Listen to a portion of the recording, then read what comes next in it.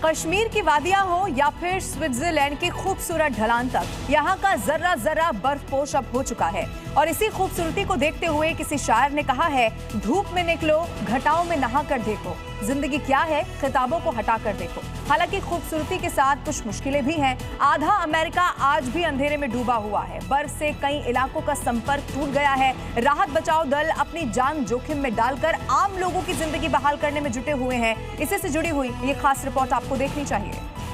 हिमाचल की शीतकालीन राजधानी के इस खूबसूरत क्रिकेट स्टेडियम को देखिए।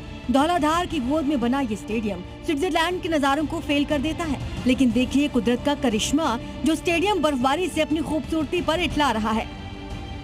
सोशल मीडिया पर इसी स्टेडियम की कुछ और तस्वीरें वायरल हैं, जिसमें धौलाधार से लेकर पूरे धर्मशाला को बर्फबारी से ढका दिखाया जा रहा है। हालांकि ये तस्वीरें पुरानी और AI जनरेटेड है। ऐसा जान पड़ता है कि कुदरत ने इंसानों को उनकी सीमा रेखा दिखाई तो AI का इस्तेमाल कर इंसान उसकी बराबरी करने पर आमादा है। धर्मशाला में यूं तो बर्फ धर्मकोट की पहाड़ियों तक ही सीमित रहती है, कभी कभी भागसुनाग और मैक्लोडगंज तक उतर आती है। बहरहाल इस बार कुदरत और इंसानी चमत्कार के नजारे एक साथ नजर आ रहे हैं। अब इन तस्वीरों को देखिए। श्वेत धवल चांदी पहाड़ों से लेकर घर के दरो दीवार तक फैली है। एक बारगी तो किसी परीलोक जैसा नजारा आंखों के सामने फैल जाता है। ये नजारे स्विट्जरलैंड के हैं, उसी स्विट्जरलैंड के जिसकी खूबसूरती के चर्चे दुनिया भर में हैं। अब जरा इधर गौर कीजिए, ये तस्वीरें कनाडा की हैं। बर्फबारी ने कनाडा के रास्ते जाम कर सड़कों पर सुरक्षित चलने की चुनौती जैसे ही पेश की, वैसे ही इन मशीनों ने मोर्चा संभाला और सड़क पर जमी बर्फ को धूल की तरह साफ कर दिया। देखिए, दाएं से बाएं 1, 2, 3, 4 और ये 5वीं स्नो कटर मशीन देखिए। आगे आगे रास्ता साफ हो रहा है।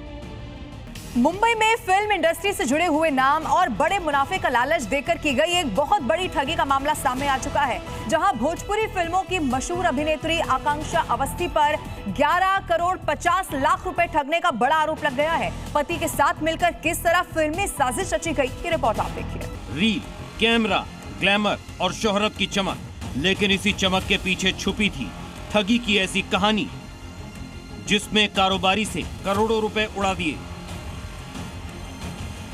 मुंबई वो महानगरी है जहां सपनों की कीमत करोड़ों में लगती है और भरोसे की कीमत कभी कभी पूरी जिंदगी लग जाती है सपनों को पूरा करने के लिए।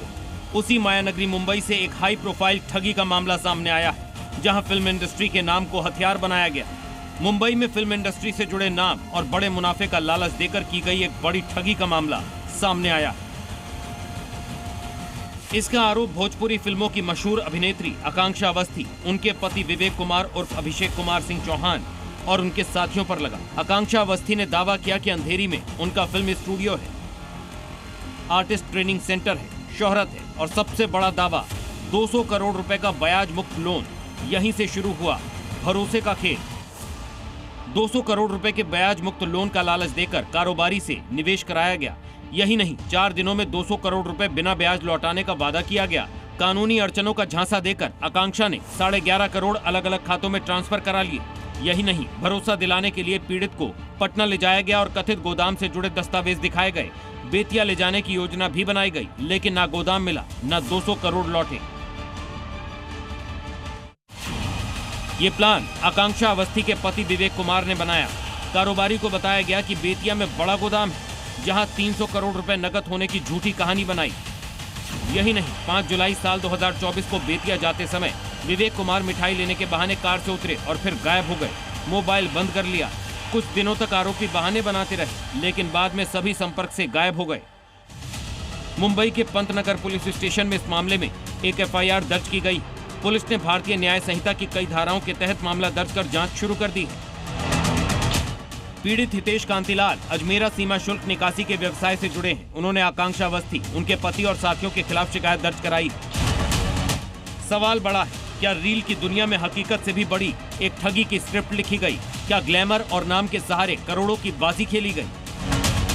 लेकिन ये मामला मायानगरी में रील से रियल तक ठगी की एक खौफनाक कहानी बन चुकी है। Bureau report, C media.